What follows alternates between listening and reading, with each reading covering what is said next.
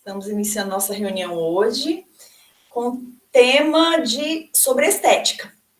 É um assunto que para mim é novo, então vamos aprender juntos aqui, né? E vamos ter com a participação do Felipe Barnabé. Felipe, boa noite, boas-vindas. Agora é com você. Obrigada. Boa noite, pessoal. Mais uma vez, bom ver vocês aqui, alguns rostos novos. E eu queria pontuar algumas coisas antes da gente falar do artigo, né? Que a ideia da gente estudar esses artigos é justamente que vocês tenham contato direto com obras acadêmicas, né? Então, nós vamos optar sempre por artigos mais curtos mesmo, para dar tempo de ler com calma, nada muito extenso e nada muito denso também, porque a gente sabe que muitos de vocês não têm ainda contato com estética acadêmica e tal. Então, essa ideia é ir ambientando vocês com a terminologia, com o que está sendo discutido, quais são as perguntas e possibilidades de resposta, né? Então, por exemplo, nesse texto aqui, quem leu percebeu que ele levanta algumas questões, levanta algumas hipóteses, ele não propõe nada diretamente ainda. Ele está só apresentando, olha, isso aqui é o que a gente está discutindo, o que precisa ser pensado. E é isso que a gente quer fazer agora no começo, né? Olha, a estética, ela lida com essas coisas. Então, a partir daqui, a gente vai começar a conhecer alguns autores, ver as propostas que existem, a gente vai ver que tem muita coisa cristã sendo feita, né? Em vertentes diferentes. Por exemplo, o Zuidevar aqui, ele está dentro de uma tradição reformada de filosofia que a gente chama de filosofia reformacional, né? Bem vinda ali da Holanda. Ele, no caso, está no Canadá, mas a universidade onde ele estava ali no Canadá é uma derivação da Universidade Livre de Amsterdã, para quem conhece, né?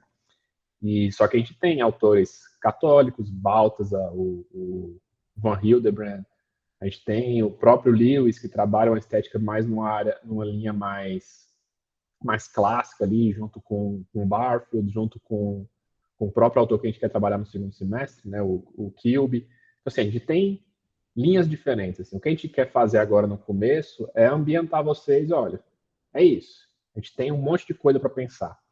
Então, não fiquem ansiosos de querer resolver todas as questões estéticas de uma vez, porque a academia não funciona assim, né? Na academia as coisas funcionam devagar mesmo, é lendo com calma, é relendo muita coisa.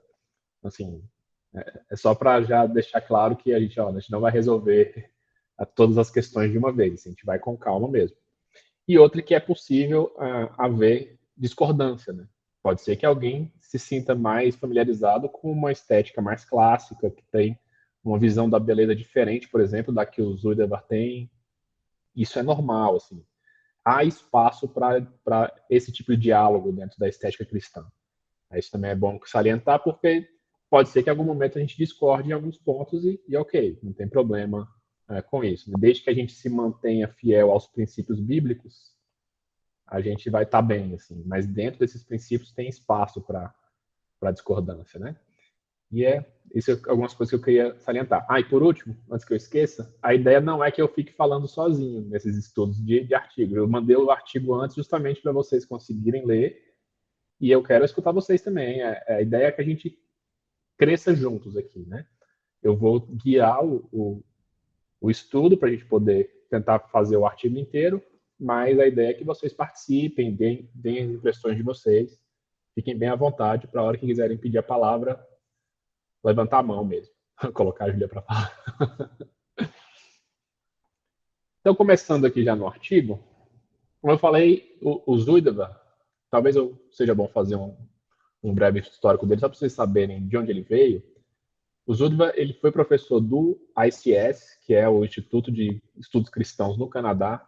Ele foi um dos alunos do Calvin Serveld, para quem conhece, o Serveld, que foi aluno do Huckmacher, que a gente estudou no ano passado, né? Então vocês veem que eles estão numa tradição e bem próximos ali.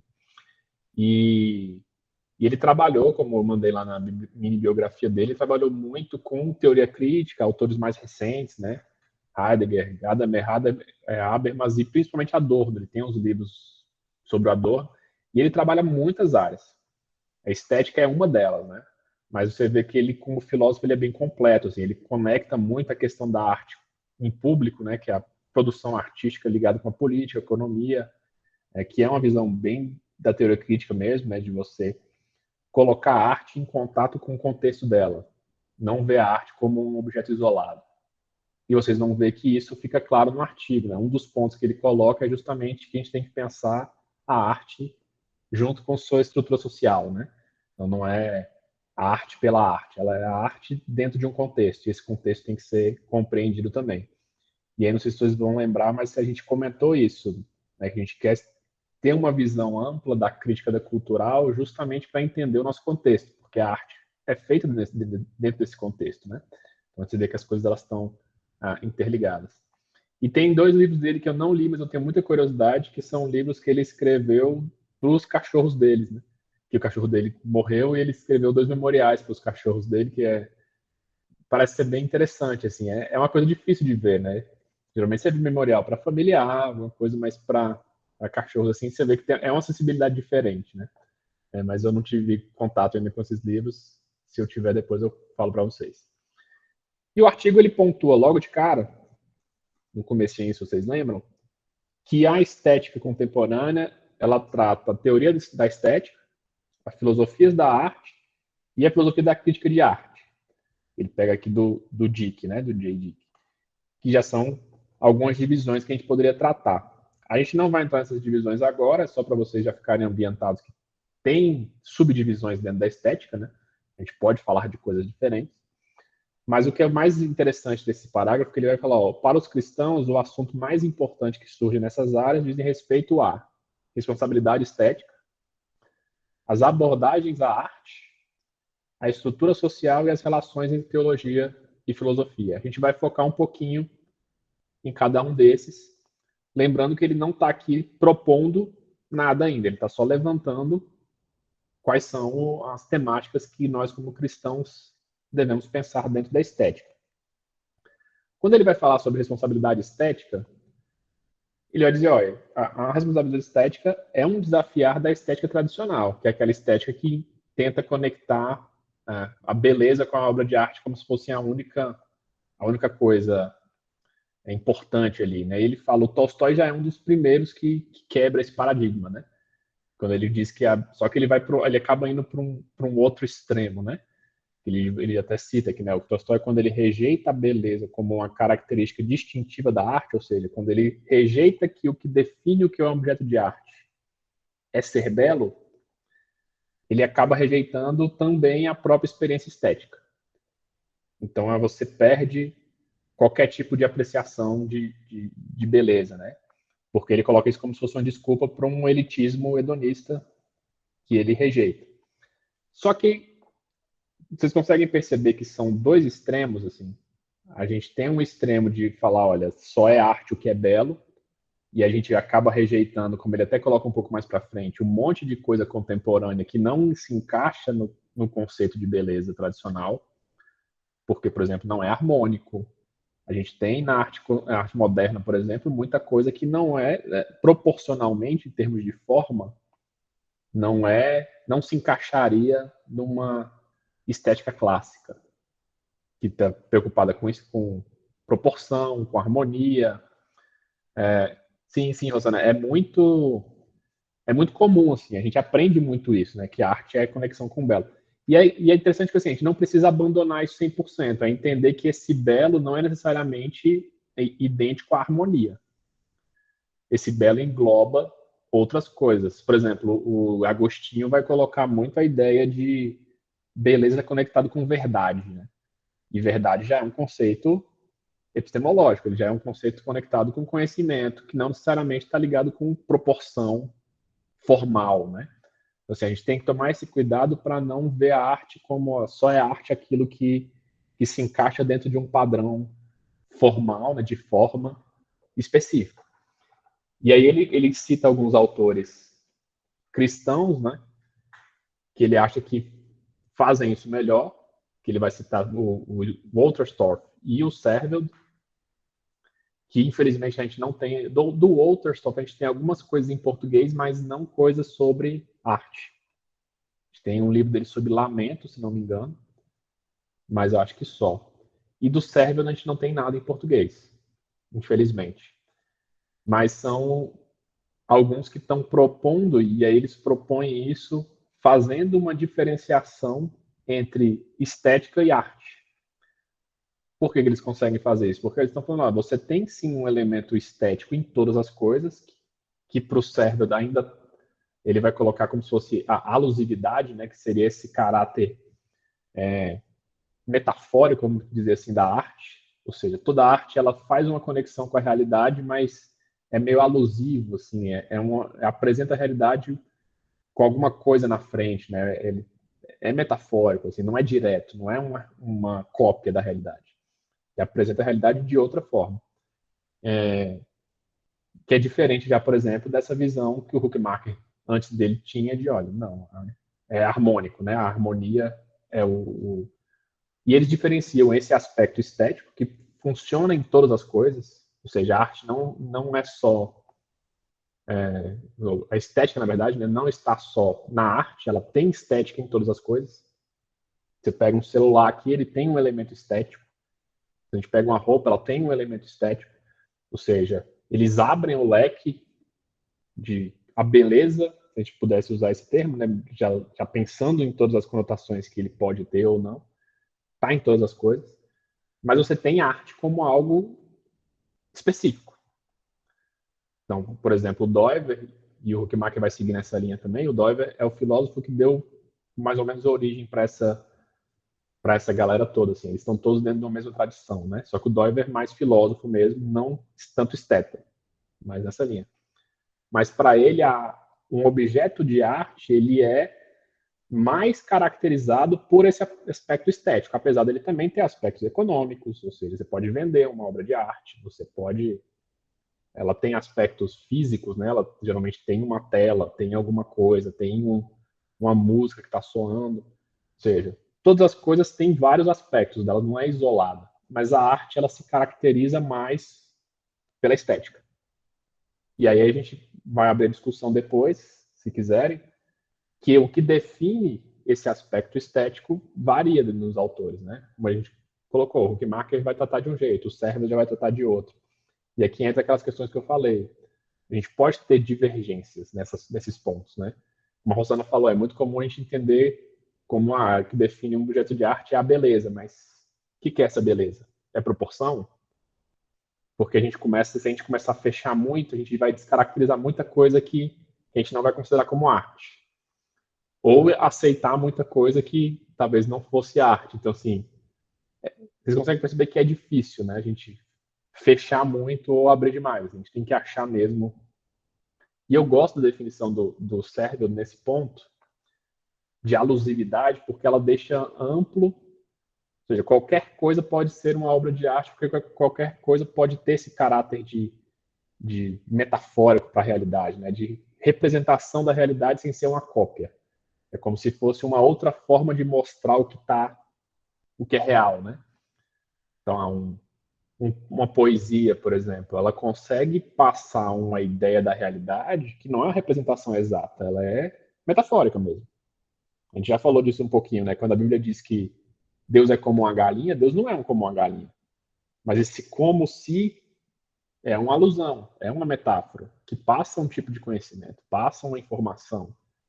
E não é uma informação racional, é uma informação que você aprende de outras formas, né? Muito mais imaginativa, é uma impressão diferente. E as artes ainda têm uma característica, se a gente sair um pouco da poesia, de passar essa apreensão, às vezes, por outros sentidos. Né? Quando você olha uma pintura, você não está lendo nada necessariamente, mas aquela impressão da sua visão ali te passa alguma coisa, é uma apreensão da realidade, uma representação da realidade, mesmo que não seja realista a pintura, mesmo que ela seja de impressionista, expressionista, moderna, o que você quiser colocar aqui, ela está passando alguma coisa e essa alguma coisa transmite toda, e a gente pensando aqui já um pouco mais para frente, né? Toda uma visão de mundo que é contextual, que está ali embutida junto com aquilo, ou seja, já adiantando algumas coisas que a gente vai discutir mais para frente em outros encontros, né? A arte tem sim um tipo de verdade que ela transmite, que não é uma verdade científica no sentido explícito ali, né? Mas ela está passando alguma coisa porque ela tem sempre um contato com a realidade e é sempre e essa verdade é sempre diferente, né? Ela é alusiva mesmo, metafórica. Por isso que eu gosto desse conceito do Sergio, assim. Se Deus quiser, a gente vai conseguir estudar ele até o final do ano. As coisas dele são bem difíceis de traduzir, então vou precisar de ajuda, mas se Deus quiser, a gente consegue. Podem me parar a qualquer momento, viu? E fazer perguntas e comentar também, senão vou ficar só eu falando. Mas, seguindo, né, quando a gente chega na parte de abordagens à arte, é uma parte que eu achei bem interessante do artigo, que talvez seja o que está mais próximo da gente hoje, né? Essa primeira discussão sobre a estética, especificamente, assim, né? A responsabilidade estética, ela já é uma discussão mais dentro da filosofia, e a gente não tem muitos filósofos da arte trabalhando no Brasil, pelo menos não que eu conheça, né? Então, talvez essa parte de abordagens ela esteja mais próxima, porque é o que a gente vê no dia a dia, né? Como é que as pessoas elas encaram a arte, né? Dá para a gente pensar aqui em igreja mesmo, né? E ele vai dizer, ó, a gente tem dois problemas filosóficos aqui principais, né, dentro dessa sessão, que são as características distintivas da arte, o que diz que uma coisa é uma obra de arte, e o papel apropriado dessa arte na vida humana, né? E a gente pode também discutir isso porque, por exemplo, tem muita gente que vai considerar a arte e o papel da arte como simplesmente apreciação. Então, a arte é só a alta arte e é só aquela... E o objetivo dela é só eu olhar para ela ou escutar, ou assim, é só apreciar de alguma forma. E talvez a gente vá para uma linha diferente. A gente não, a arte tem mais papéis a desempenhar dentro da vida humana, né? O Sérgio, por exemplo, como ele abre esse leque, ele fala, não, a gente tem sim estético e a arte pode sim trabalhar em outros aspectos, em outras áreas da vida humana. Na igreja, por exemplo, ela pode trabalhar de algumas formas. Mesmo que a gente entenda que dentro da liturgia ela tenha limitações, mas ela pode sim estar presente dentro da igreja com um aspecto didático, por exemplo, e você não descaracteriza ela como obra de arte porque ela tem uma função. Isso o Walter só vai falar bem, assim, tem um videozinho que eu posso mandar depois para vocês, que ele é questionado justamente sobre isso, né? E ele fala, não, a arte, ela tá sempre em ação, né? E o fato dela tá fazendo alguma coisa não descaracteriza ela como arte. Ele está justamente quebrando essa ideia de que só é arte se for pela arte somente. Não. Ela pode ser uma obra de arte e pode ter uma função. E a gente vai ver que realmente pode, como ela também pode ser simplesmente uma obra de arte para ser apreciada. Então, uma coisa não elimina a outra, né? Isso eu acho que é interessante a gente pontuar, porque você pode sim fazer um quadro que foi feito para ser apreciado. Mas você também pode fazer um quadro que vai servir para um propósito diferente de só ser apreciado. Uma coisa não elimina a outra. Até aqui tá tudo bem? Tranquilo? Alguém quer comentar alguma coisa? Darli. Boa noite, gente. Para quem eu não vi ainda, eu acho essa concepção dele muito muito interessante assim para a gente, assim, e coloca em xeque diversas questões que a gente traz, né?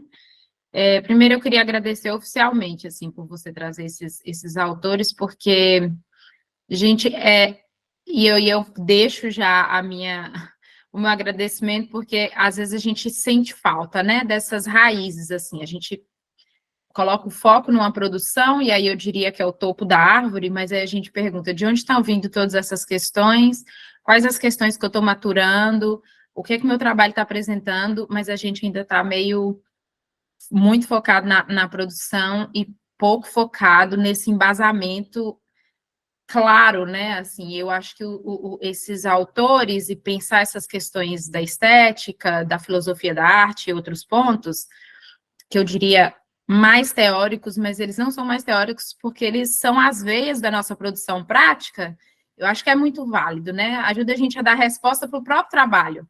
Eu já fiz perguntas para o meu trabalho que eu não tinha respostas, porque me faltavam algumas raízes. Então, eu acho que a gente aprende a abordar melhor o nosso próprio trabalho a partir dessas leituras desses autores. Então, eu acho que tem sido muito benéfico para nós pensarmos essas questões em grupo. O segundo ponto que você comentou Felipe, e eu queria que você comentasse mais, é o tanto também que essas proposições dele estão nos fazendo pensar as nossas perguntas. Por exemplo, você acabou de tocar na relação igreja e arte. É uma questão muito antiga, assim, e eu estou falando exatamente, especificamente, do contexto brasileiro. É uma questão muito antiga no contexto brasileiro, desde quando eu me entendo por gente, assim, na infância, meus pais produzindo arte na igreja, e as pessoas perguntavam e falavam, muitas vezes, afirmando que não tem arte na igreja, que a igreja não se relaciona com a arte. E isso não é uma verdade para a nossa era, porque, de alguma forma, tem ali. Esses dias, alguém comentou no grupo que a pregação tem uma estética artística e que existem muitos expositores que estão expondo arte em suas pregações. E a gente está tão embebido em certos conceitos do que é arte que a gente não para examinar nossas próprias perguntas.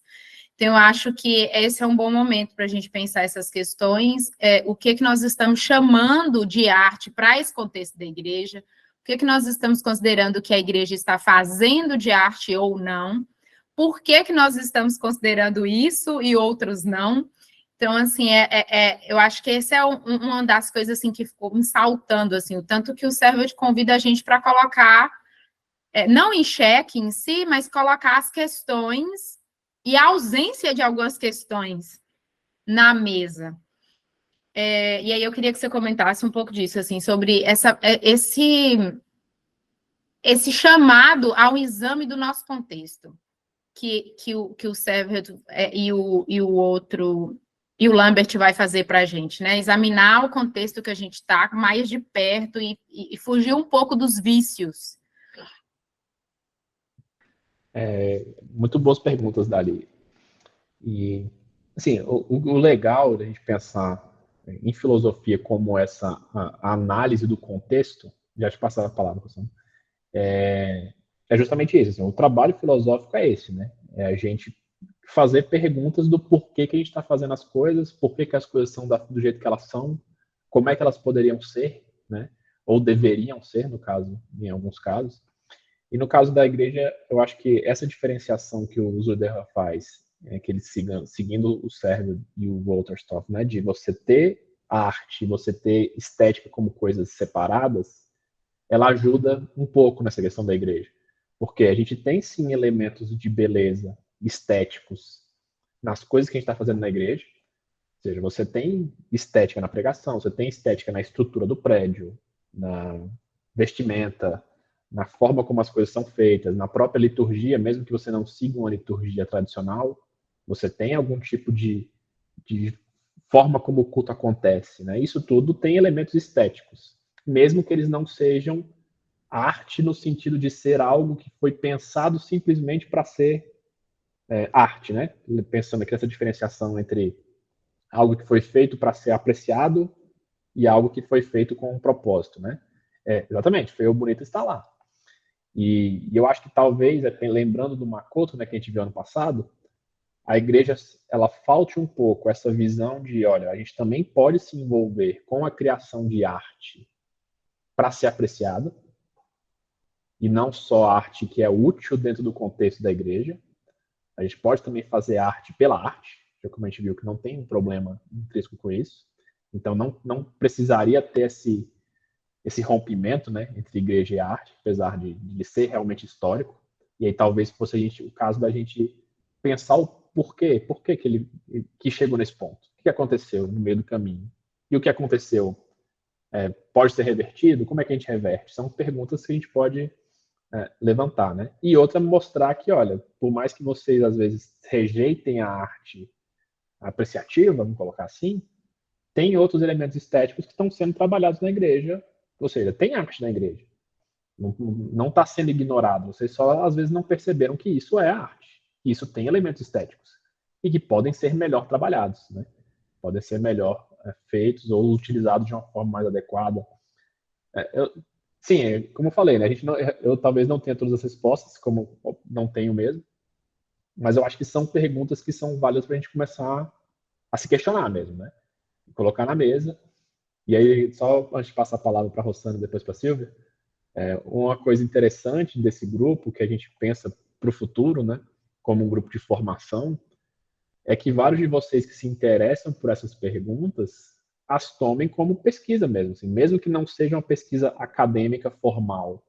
Mas olha, eu quero entender um pouco melhor disso, desse ponto específico, relação arte e igreja brasileira.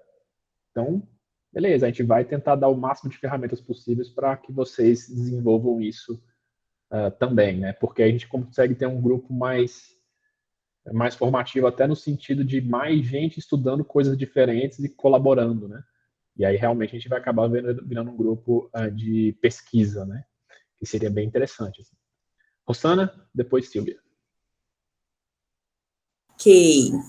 Então, enquanto você falava na colaboração da Darli, me fez parecer para mim, né, que a definição de estética, ela se aproxima muito com cosmovisão, porque querendo ou não está lá, né, querendo ou não ela existe, você pode ter consciência dela ou não, né, e ela permeia toda a sua vida.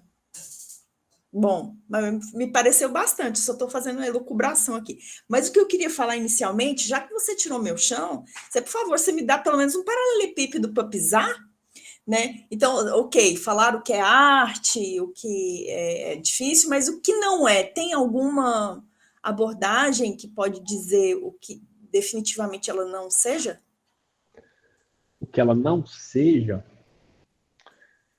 eu teria que dar uma olhada de novo no cérebro quando ele faz essas definições. Assim, ele coloca muito a arte, é o objeto que expressa melhor essa questão alusiva mesmo. Ele fala muito de playfulness, como é que eu traduziria isso? Brincadeiras, assim, né? Que tem esse caráter de mais leveza no trato com a realidade, né? De certa forma. Que até ele recebe algumas críticas por isso, porque acaba rejeitando algum tipo de arte que tem um caráter mais rigoroso, mais sério, lidando com questões mais tensas da vida, vamos colocar assim. Pensando nisso, eu diria que qualquer definição de arte, ela vai acabar, lúdico seria uma boa palavra, querendo, obrigado. Seria, qualquer definição de arte, eu acho que ela ela deixaria de fora alguma coisa que outras pessoas considerariam arte, assim. E por isso que, tipo assim, eu acho difícil justamente porque você vê o Servet e o Lambert Zuderwart criticando o Huckmacher em alguns pontos. Aí você vê o Huckmacher discordando deles em outros. Aí você vai para uma linha mais católica, por exemplo, clássica, eles já vão criticar essa visão porque eles vão tender a uma visão mais harmônica, de forma.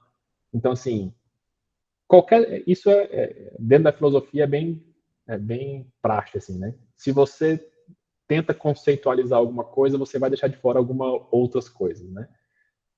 Acaba que eu acho que a gente tem que deixar essas linhas um pouco mais tênues mesmo, assim, tem um pouco de um caráter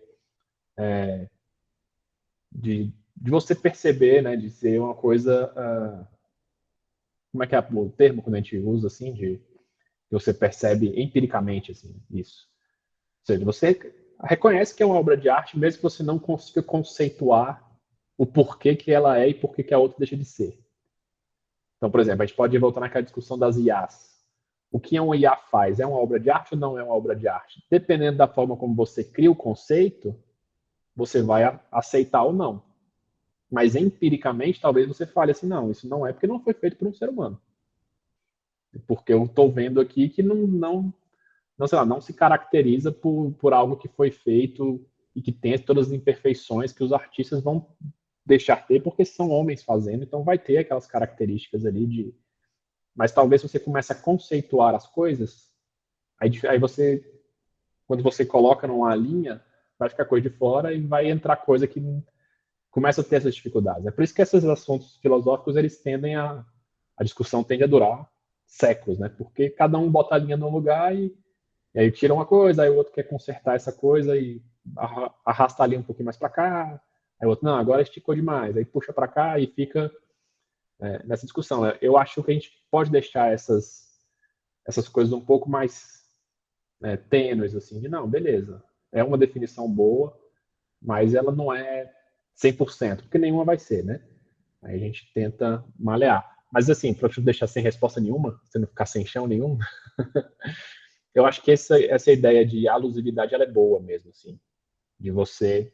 A arte é aquilo que passa algo da realidade de uma forma alusiva, de uma forma metafórica, de uma forma que não é explícita, ou seja, não é uma representação exata da realidade. A realidade aqui entra tudo, né? Ou seja, eu posso estar tanto coisas visíveis quanto coisas invisíveis, né?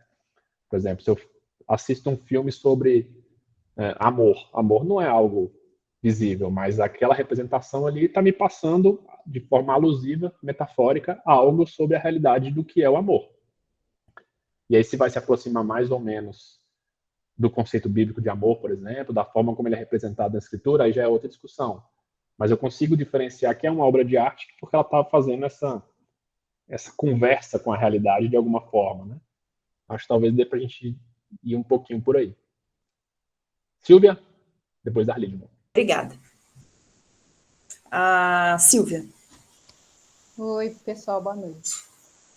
Eu fiquei refletindo aqui alguma coisa que precederia o conceito de arte, que seria a estética como uma experiência, a princípio, né? Como a Rosana falou um pouquinho, assim, tudo tem estética em tudo. Então,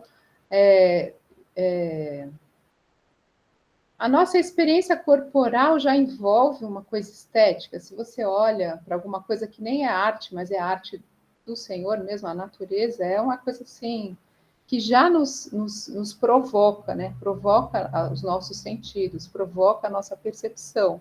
Então, acho que o que antecede a arte é a nossa percepção da realidade, que já envolve uma estética, né? Por que você gosta, por que você não gosta? Você foi treinado, você foi estimulado desde criança, né? Com sabores, com formas, com músicas, com coisas que vieram ali da sua cultura familiar, ou da igreja, ou da escola, de algum lugar essas coisas vieram, né? E você gosta e não gosta, quer dizer, o que é belo também tem a ver com uma subjetividade, aquilo que a gente falou um pouquinho lá no Zap, né, que também envolve isso. Então, quando a Dali comentou sobre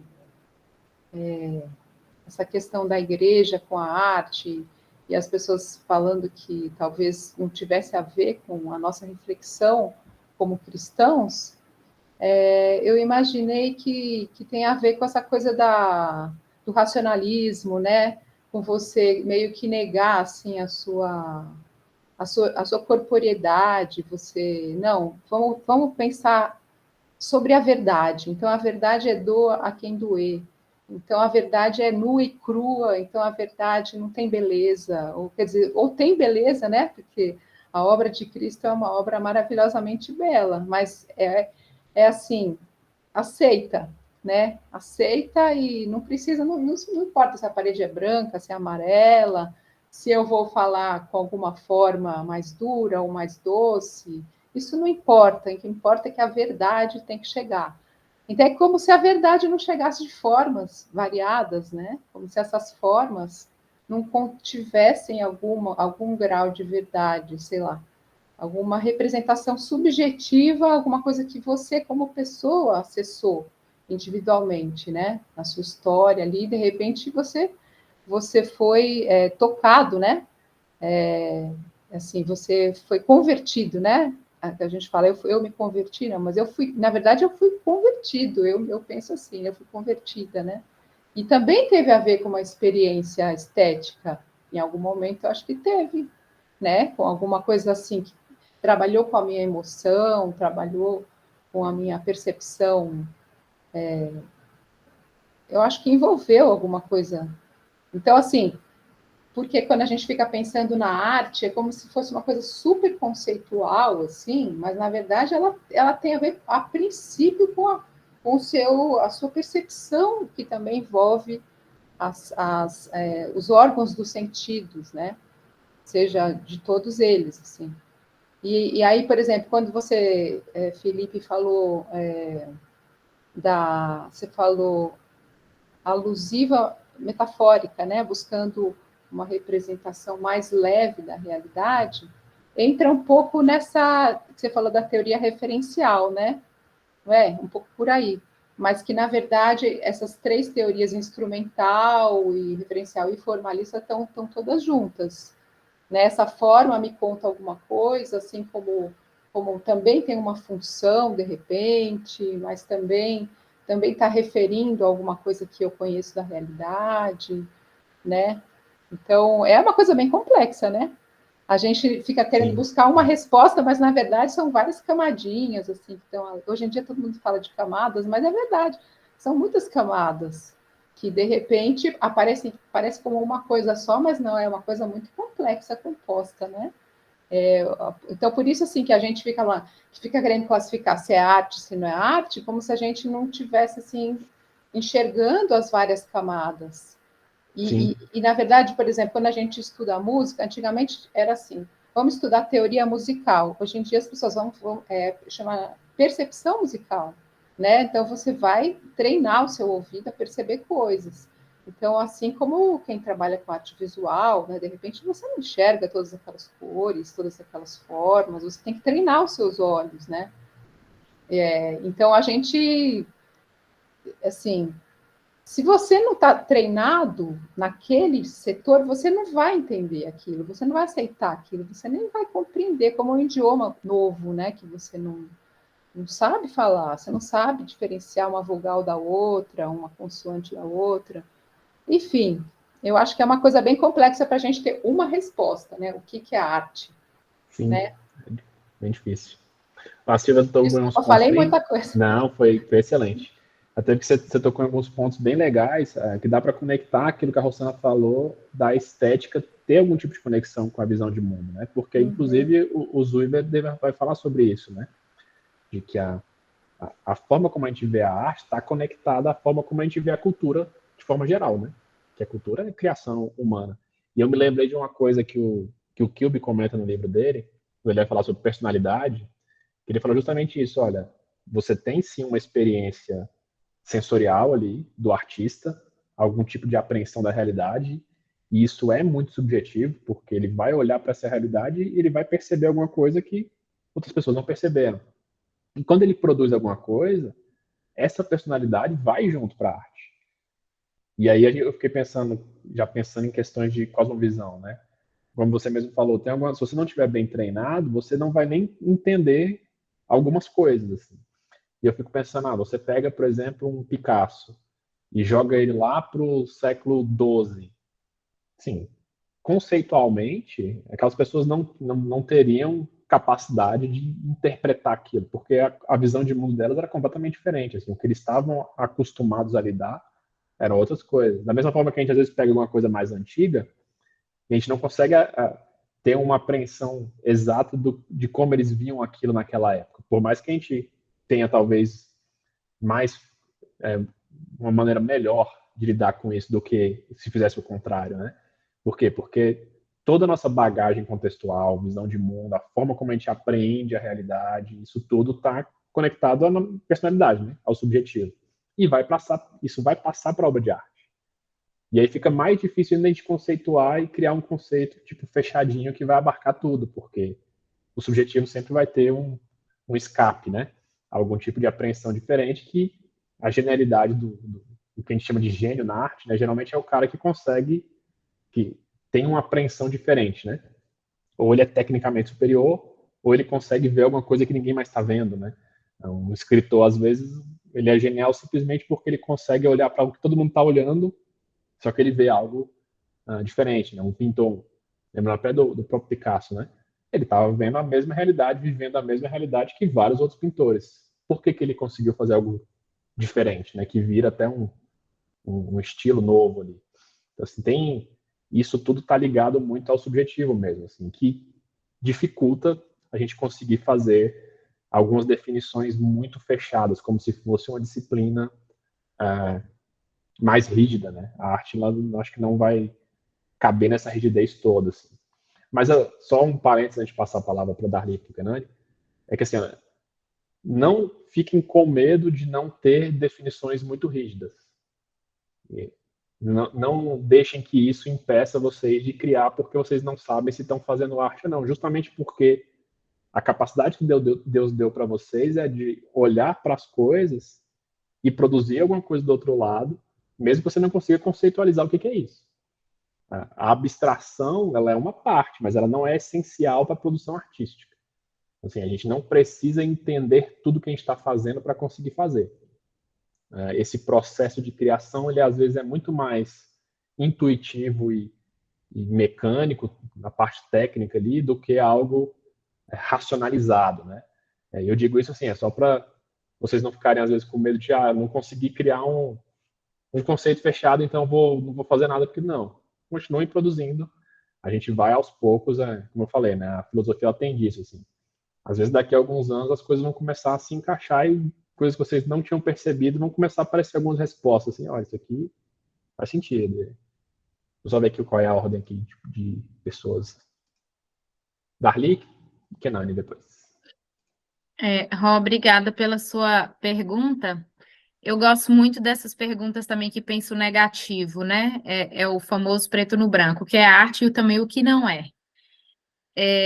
Eu não acho que a definição trazida e apresentada hoje pelo texto, que para mim é uma definição excelente, assim, que aproxima muito, que é a da alusividade, também nos permite relativismos. Eu acho que é um convite a ver mais de uma perspectiva.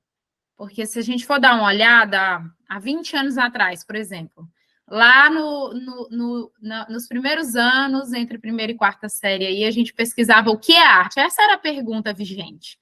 E a gente via a produção consciente de obras como expressão da subjetividade humana, formas e objetos, mas a gente sabe que não é só formas e objetos. Não é só essa produção de obras voltadas principalmente para as artes visuais, né, que a gente voltava muito para escultura, pintura, a gente tinha o museu como centro das artes. A gente sabe que não é só isso, então eu acho que esse conceito trazido hoje, ele nos apresenta esse desafio de olhar para mais de uma perspectiva e sairmos desse vício de olharmos para as artes da mesma forma que a gente olha para a ciência, porque a ciência nos convida à racionalidade e à verdade científica o tempo inteiro.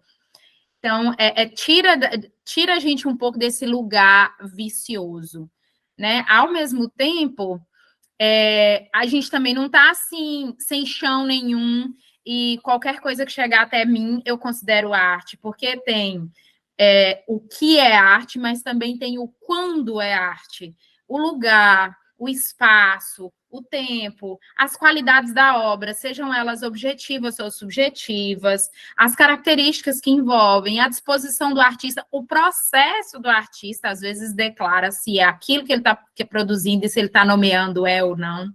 Então, tem um conjunto de coisas que a gente não olhava, que a gente batia o olho no objeto e a gente falava, é isso. E aí a gente descartava o preto no branco, preto no branco, preto no branco. E a gente sabe que as artes têm uma gama, uma área cinzenta enorme. E a área cinzenta, ela não deve ser descartada, ela deve ser examinada. É uma outra perspectiva.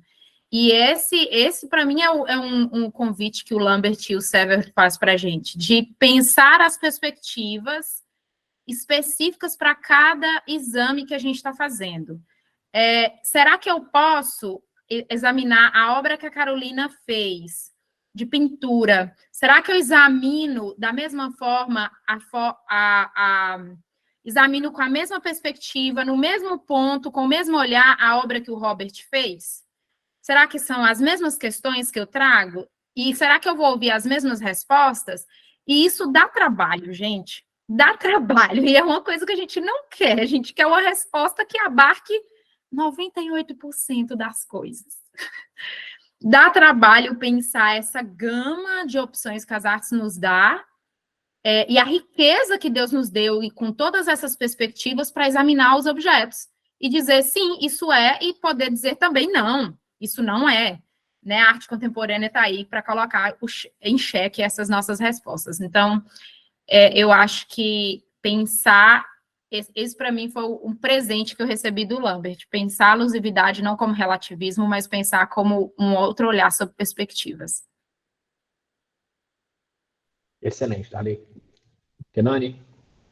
É Kenani mesmo, eu tô falando certo, né? Isso, tá certo, tá certo. Boa noite, gente. Eu pensei em algumas coisas aqui referente a essa questão dos conceitos, que dá muita discussão. Talvez a gente possa perceber como uma espécie de mapa de calor, onde os conceitos são sobrepostos e, de repente, alguns acertam mais, outros acertam menos, mas eles têm uma região ali que eles podem ficar. E mesmo nessas perspectivas, a gente pode não precisar colocar elas em paralelo, então, para não ficar tão complexo, a gente sobrepõe e ver o que se encaixa, o que fala igual, né? Também a arte, como ela dialoga com o ponto futuro, eu falo isso de uma perspectiva porque eu sou publicitário, né? A gente, desde da faculdade, escuto os professores falando que a gente manipula a arte, mas a gente não é artista, porque a gente não toca no ponto futuro. A gente tem que vender hoje uma ideia, uma função, um produto, e você tem que falar com o tempo presente o tempo todo.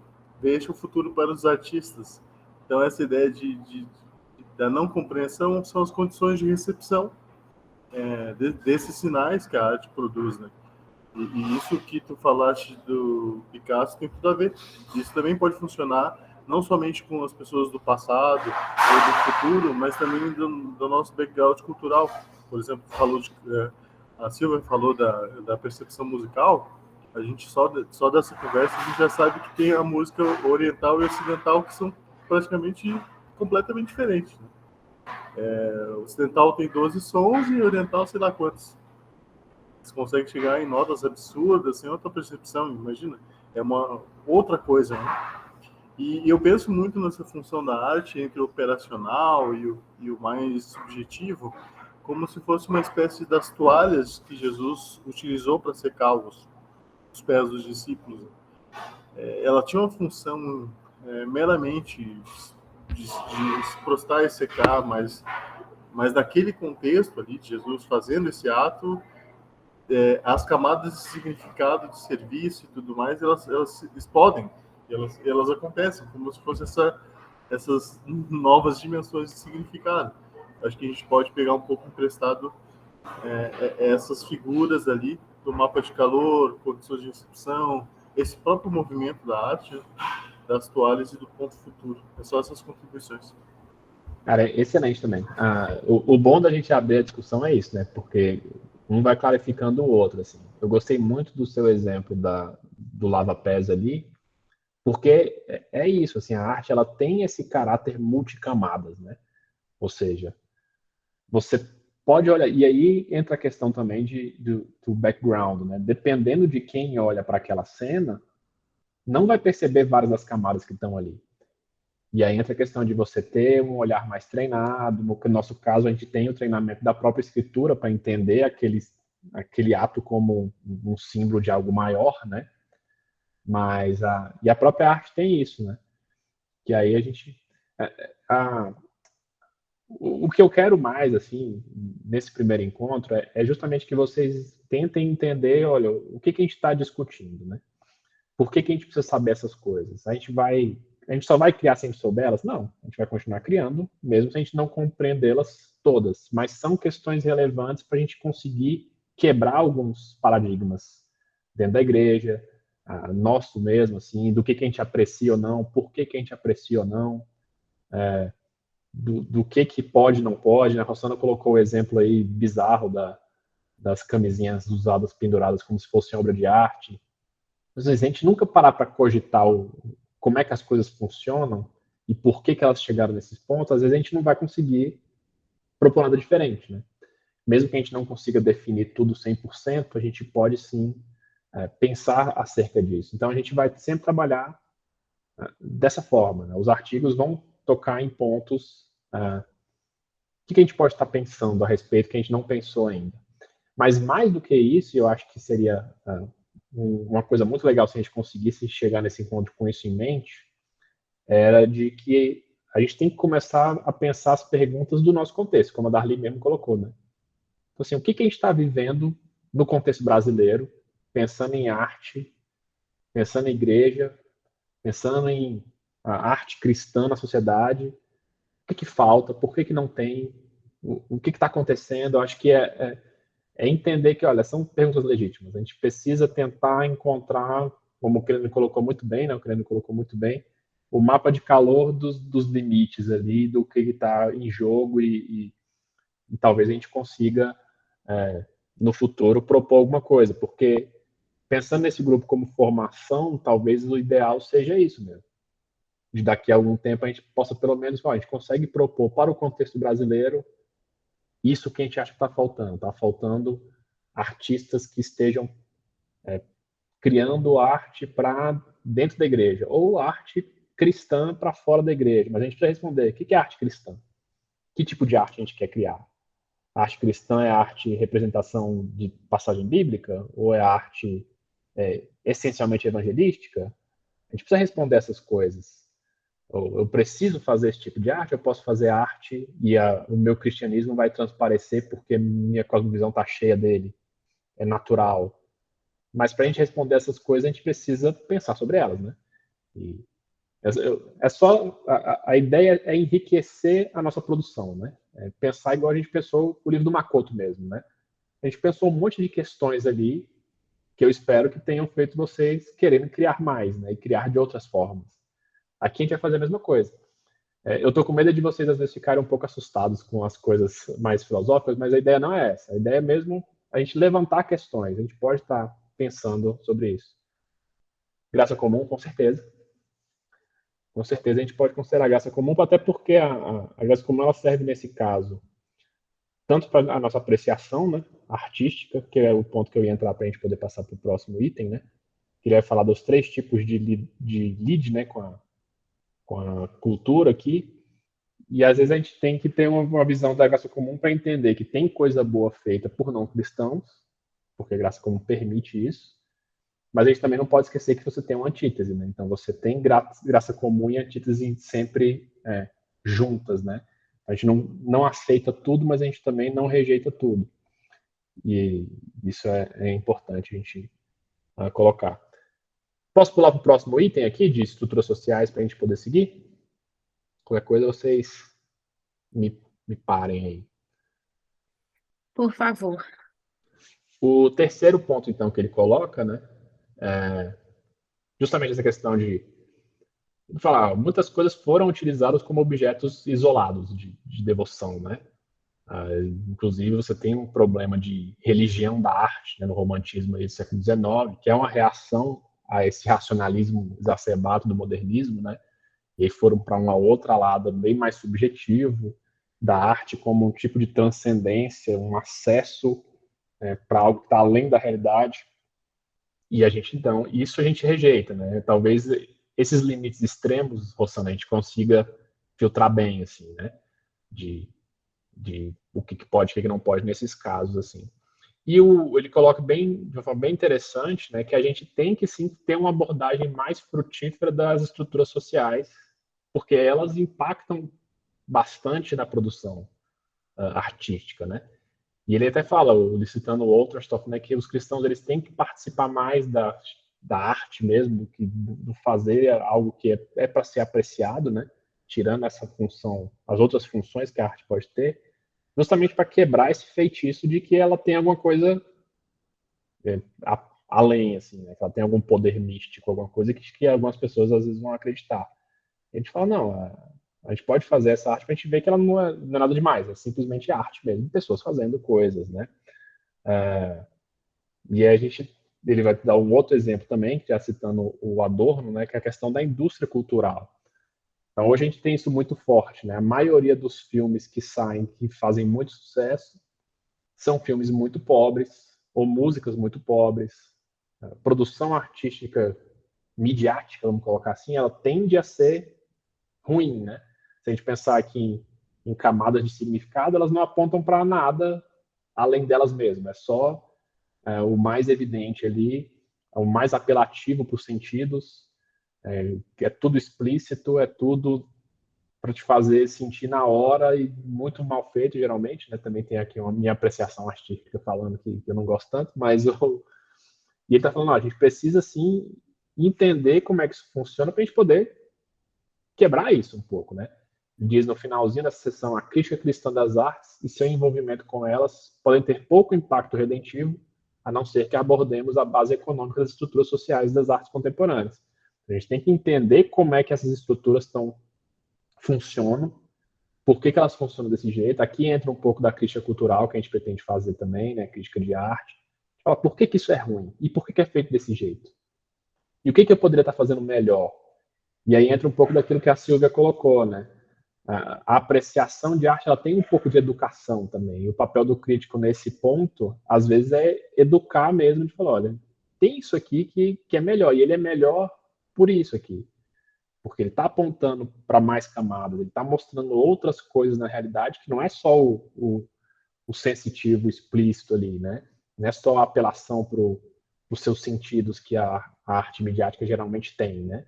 Que é aquele negócio bem na cara, violência explícita, sexo, que a gente já está acostumado a ver, infelizmente, que é o que mais tem, né? A gente fala, não, a arte, ela pode ser muito mais do que isso. E parte dessa crítica cristã é justamente mostrar, olha, pode ser mais do que isso e tem coisa melhor. Por isso que eu falei na época que a gente propôs isso, né, de que a gente não quer fazer crítica de arte de só apresentar coisas cristãs, a gente quer apresentar também boa arte, pensando em graça comum, que está sendo feita lá fora. Para mostrar para o pessoal, tem isso aqui que é bom, que mostra uma realidade que Deus fez de forma adequada, mesmo que tenha sido feito por um não cristão. Porque esse não cristão vive na mesma realidade, ele está vendo a mesma coisa e ele captou alguma coisa de verdade de Deus naquilo que ele produziu, né? Um ponto. E o último ponto, depois a gente pode discutir mais um pouquinho, que eu acho que talvez seja, eu até comentei antes com a Rossana, talvez seja um dos mais polêmicos aqui, né? Porque quando ele vai fazer o diálogo entre teologia e filosofia, para ele deixa claro que a filosofia tem a última palavra na questão de estética, porque a estética é essencialmente uma disciplina filosófica, né? E ele fala, a gente vai sim pegar coisas da teologia, a teologia vai sim nos dar parâmetros importantes para reflexão acerca das artes, mas a última palavra ela vai ser da filosofia, né? E isso talvez para alguns cristãos protestantes seja difícil, assim, até para alguns cristãos católicos mais difícil ainda, né? Que tende a ver a teologia como a rainha das ciências, assim, como aquilo que determina a discussão de tudo para baixo. A filosofia reformacional, de onde eles vêm, principalmente com Doiber ali, não coloca a teologia como uma disciplina superior às outras. O Doiber até ele recebe algumas críticas por colocar a filosofia como se fosse a rainha das ciências mesmo, assim. Então, as discussões filosóficas, né, o questionar da estrutura ali, do porquê das coisas, acaba vindo antes. E a teologia, na verdade, é uma disciplina que lida com a revelação de Deus escrita, né, com a Bíblia, especificamente. E eu acho que os dois são extremos, aí minha opinião mesmo, né? Eu acho que o ideal é você ver elas como complementares.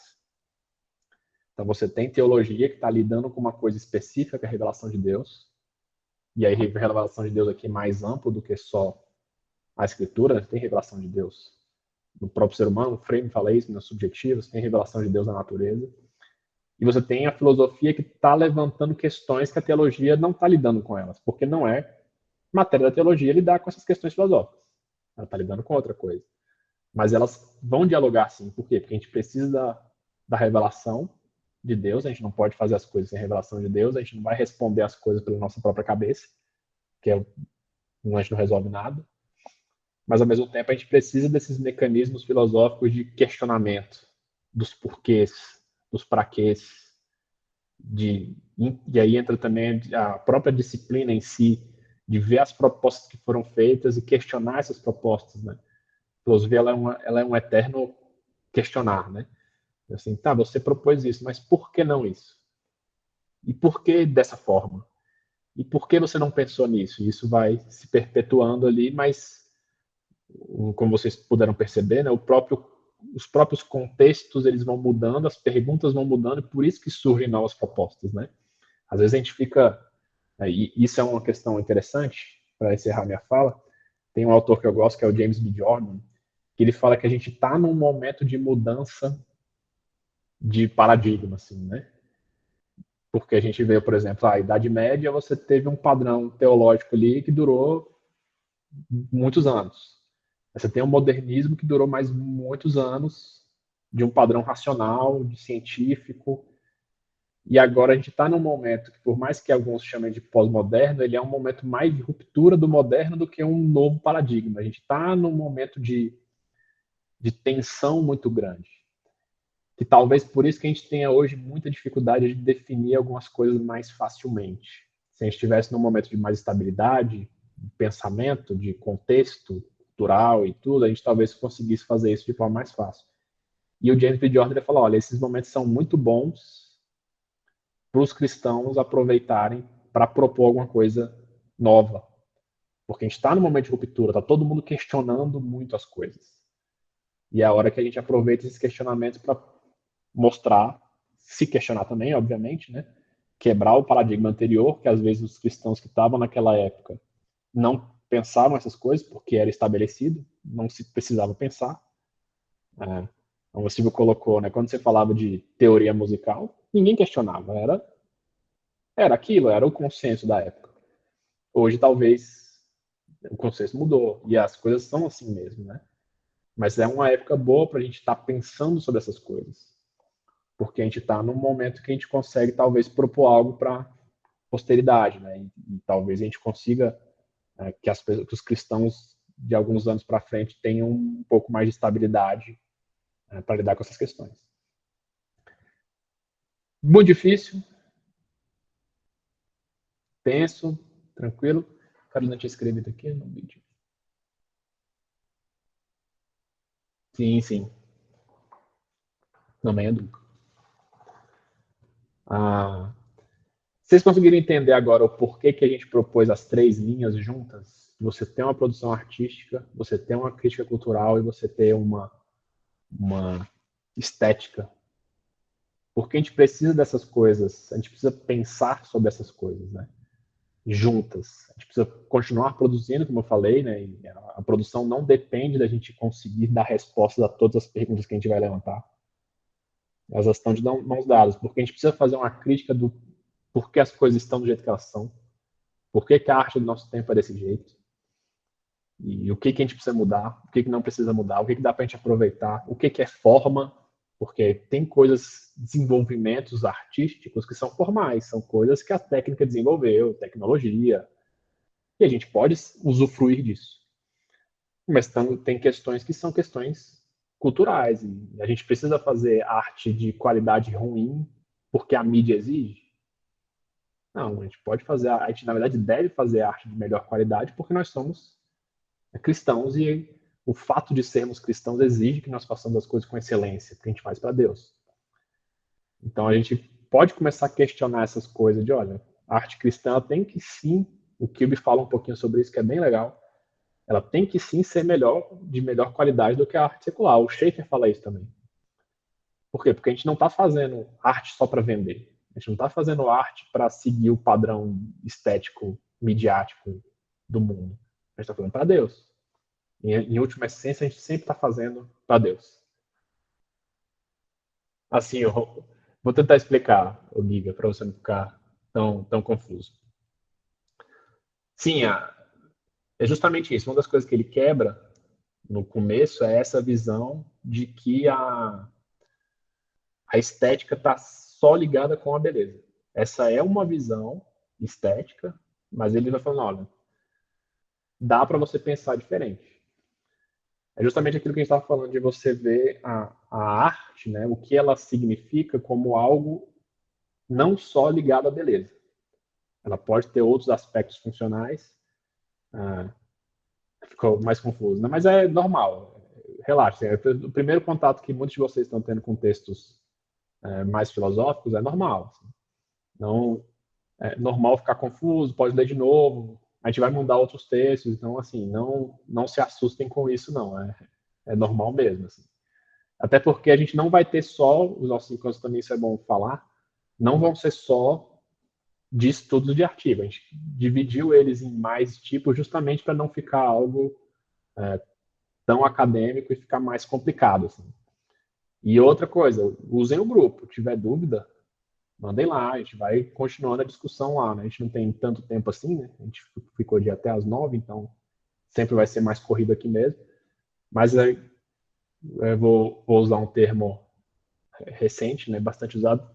Ninguém solta a mão de ninguém. A gente vai aqui todo mundo junto e aos poucos a gente vai conseguir sair do outro lado. Assim. Então não se preocupem em não ter entendido a 100%. Ninguém entende 100% as coisas. Né? Aos poucos mesmo. Deixa eu ver se eu esqueci de falar alguma coisa. Acho que não. Alguém quer comentar mais alguma coisa? Tirar mais alguma dúvida? Antes da gente encerrar? Por hoje já foi bastante, né? Oi, Júlia, pode falar. Queria. A Rose pediu pra tirar foto, daí. Vamos tirar foto. Vamos ver se minha internet não cai. Quem quiser sair na foto, abre a câmera aí.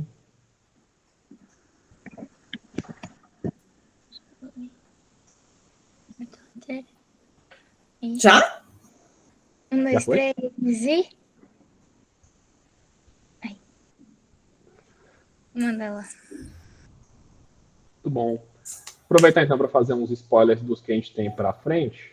Mês que vem, esse mês a gente ainda tem um encontro, se tudo der certo, daqui 15 dias, que ele vai ser um debate, a gente ainda não fechou o tema, mas a ideia é que ele seja temático justamente para a gente poder entender um pouco mais essas coisas. Eu estava pensando em, por exemplo, um exemplo, não sei se vai ser isso ainda, representações de amor na arte. E a gente poder discutir como o amor é representado em vários tipos de arte diferentes. A gente pode falar de filmes, livro, pintura, escultura.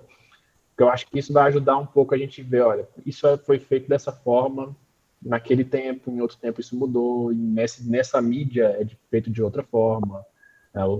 Os vários autores diferentes trabalham a temática de formas diferentes. Por quê? Porque está vinculado a como eles enxergam isso. Então, assim, justamente para a gente começar a entender como que a gente faz uma leitura crítica dos artefatos culturais, né, de arte mesmo assim.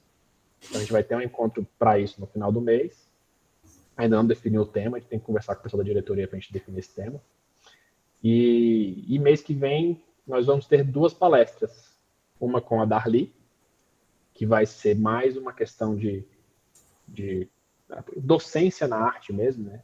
Eu acho que pensando em formação também é interessante a gente ter a experiência de alguém que trabalha com isso mesmo, ali, ensinando arte. Doutora Darli, tem que usar o termo adequado, né? E no final do mês a gente vai ter uma palestra com o Fabrício Tavares, doutor Fabrício Tavares, amigo meu, justamente sobre a questão do crítico, né? O papel do crítico de cultura na sociedade. E a gente também vai deixar... A gente está pensando em deixar um pouco mais aberto essas palestras, assim, de vocês poderem mandar perguntas antes, para deixar mais leve mesmo, assim, de ser um bate-papo, né? Não ser algo tão formal e mais cansativo. Já conversei com o Fabrício, já conversei com a Darli, a gente acha que vai por esse caminho, deixar vocês saber o que vocês querem ouvir, né? Então, alguns spoilers aí dos próximos encontros. Espero que todos vocês estejam presentes. E, gente, não sei se foi para assustar, não era para assustar o objetivo. Acho que tá tranquilo, né? Então, vamos com calma. Giga, fica tranquilo que vai dar tudo certo. Quer falar alguma coisa, Rosana? Só agradecer. Tô aqui ainda, como eu coloquei aqui no chat, tô digerindo ainda, porque a minha vida inteira, né? Arte, beleza, e ficar assim, né? O que é maravilhoso, a gente ter uma outra perspectiva, tentando não carregar, né? Não sair correndo para os extremos. É um baita exercício, né? De pensar. Não, sim, eu vou aproveitar os últimos minutinhos antes de orar, então, só para fazer uma pontuação interessante sobre beleza. É porque, dependendo de como a gente entende beleza, a gente vai acabar tendo um problema mesmo, assim. Porque a gente não vai conseguir ver algumas coisas como arte. Então, por exemplo, o Huckmacher tem um pouquinho de problema com isso quando ele vai falar de arte moderna. Então, e aí a Darli estava lendo, né, o livro do... Como é que é o nome do cara? Do Arte Moderna e a Vida de uma Cultura, que é o... Deus branco é o nome dele. Que ele já vai para uma linha diferente, né? E já vai justamente questionar essa visão do Huckmacher, assim. E você não precisa necessariamente romper com o ideal de beleza, assim, com o conceito de beleza. Você precisa redefinir esse conceito de beleza para englobar, para entender que o feio pode ser belo. Então, por exemplo, se você pensa, vamos colocar um ideal aqui. O próprio Jesus Cristo, a Bíblia fala que Jesus Cristo era feio. Ela fala, não tinha beleza nele, para a gente, algo apreciável. Mas é belo, da mesma forma. Porque você não está olhando o conceito de beleza ali como uma visão estética de proporção. Não é uma beleza ocidental, como ele é representado geralmente aí, né? Você está olhando a beleza em outras coisas. Talvez no ato, na atitude, nas palavras, na ação. Ou seja, continuo vendo beleza ali. A beleza está presente na arte, né? Na performance, no caso, né? Isso até pensando em poesia. Você pode fazer uma poesia sobre algo que não fosse necessariamente belo, mas essa poesia ser bela em si. Ou música, né?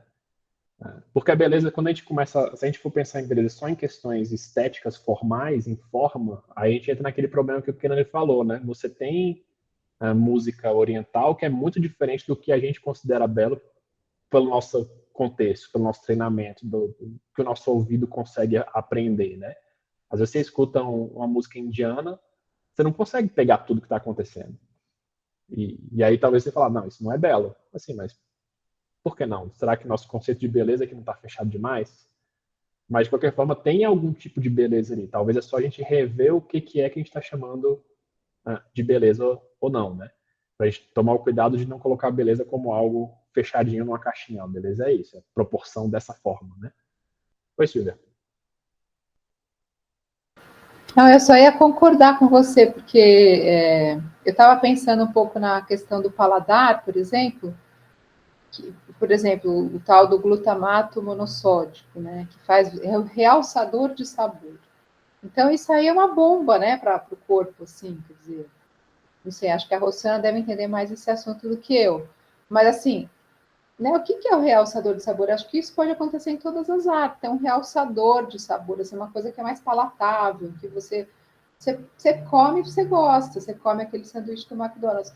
Então, assim, você ouve uma música que já está lá naquele dominante tônica lá, entendi, vai funcionar, né? Resolveu. Então, isso acontece em todas as artes, né? Assim, o que é mais palatável e como os nossos sentidos não estão treinados para entender, para perceber certas coisas. Aí na igreja acontece também, né? Por que foi construído o prédio daquele jeito? Por exemplo, a Darli compartilhou lá uma arquitetura super linda lá de uma igreja que ela foi. Eu falei, gente, olha que lugar, né? Já pensou? Deve dar uma coisa, assim, de um louvor, assim, você estar lá dentro, assim, só de estar naquele lugar, imagina. Né? Às vezes a gente entra num prédio e fala, olha que coisa maravilhosa, né? Então, assim, como aquilo provoca as suas sensações, né?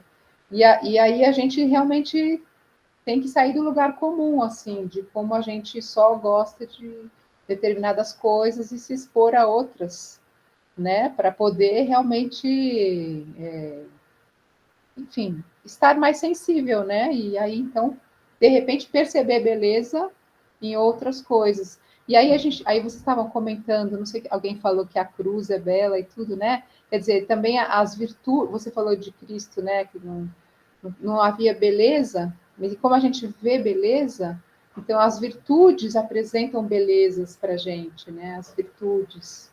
Eu acho que eu também fiquei pensando nisso, né? Como a gente pode, de repente, por esse lado, né? Das virtudes e elas estarem ligadas à arte, sei lá, de alguma maneira. Sim, são muitas coisas para a gente pensar, né? Vai ser. Eu Às vezes acho vou deixar. que é uma saladona, né? Desculpa, Felipe, eu faço uma Não, foi saladona. muito bom. Mas eu concordo, foi muito bom. Mas eu vou deixar o Obrigada, dever viu, de Felipe? casa. Nossa, super bom esse vídeo. Muito. Agradeço Ai, que demais. bom Você tá que trazendo bom tudo que isso, vocês assim. gostaram. Espero que mais pessoas tenham gostado. Guiga, calma que vamos juntos. Qualquer coisa, manda mensagem lá no grupo. O Darli tá aí para resolver todos os problemas aí. Gente, vamos orar para a gente encerrar? Vou deixar um dever de casa para vocês, então, o que vocês tiveram dúvida, pesquisa. Tipo, eu queria entender um pouco mais do conceito de estética, de beleza. Ó. Manda lá no grupo, vai no Google, vai mandando coisa. A ideia mesmo é que a gente movimente o grupo para que ele vire uma coisa natural para vocês. Artigo, tem muito artigo curtinho, muita coisa que dá para ler com calma, não precisa correr para entender as coisas. Vamos com calma mesmo e vai dar tudo certo. Vou fazer uma oração então, a gente encerra por hoje. Pai, obrigado por mais uma oportunidade de estar aqui com meus irmãos, estudando um pouquinho. Peço que você esteja nos abençoando, nos conduzindo, nos guiando. Nós sabemos que são questões complicadas, questões difíceis, mas nós também sabemos que nós temos acesso à Tua Palavra, nós temos acesso ao Teu Espírito Santo, e nós sabemos que o Senhor pode nos guiar, pode nos conduzir, porque todo empreendimento científico e filosófico, todo pensamento depende de Ti. Nós dependemos de Ti para conhecer qualquer coisa, para conseguir destrinchar qualquer coisa, conceituar qualquer coisa. Por nós mesmos nós não conseguimos.